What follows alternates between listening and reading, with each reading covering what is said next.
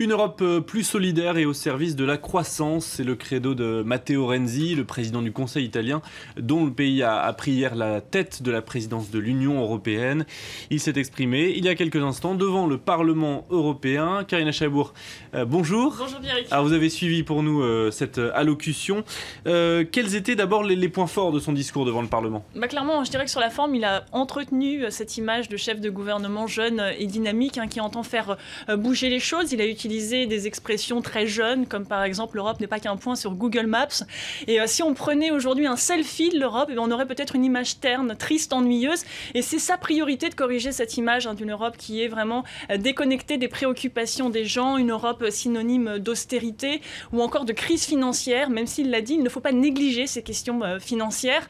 Il n'est pas question de remettre en cause ce pacte de stabilité, ces 3% de déficit qui est la règle, mais il faut introduire un petit peu plus de souplesse, prendre en compte les efforts, les réformes prises dans lesquelles les pays se sont engagés. Plus d'investissement aussi pour les jeunes, plus d'aide pour l'emploi des jeunes et plus de solidarité, notamment pour les pays en dehors de l'Union européenne, car il l'a dit à plusieurs reprises, l'Europe, ça n'est pas qu'une question d'économie, de par son héritage culturel, historique. Elle a un rôle à jouer dans les conflits de ce monde, notamment en Ukraine ou encore au Soudan.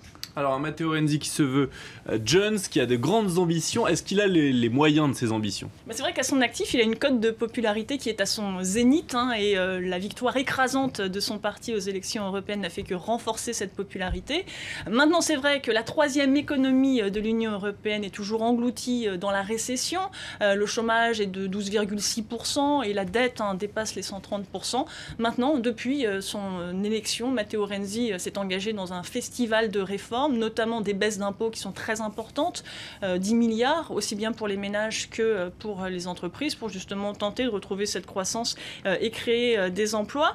Et puis aussi, le déficit italien baisse depuis plusieurs années, et ça lui donne de la crédibilité. Donc clairement, il espère surfer sur cette image de dynamisme, de jeunesse, cette forte popularité, et sur ces réformes pour tenter de faire repartir l'Europe du bon pied. Et ce n'est donc que le début de cette présidence italienne à la tête de l'Union européenne. Merci beaucoup, Karina, pour cette analyse.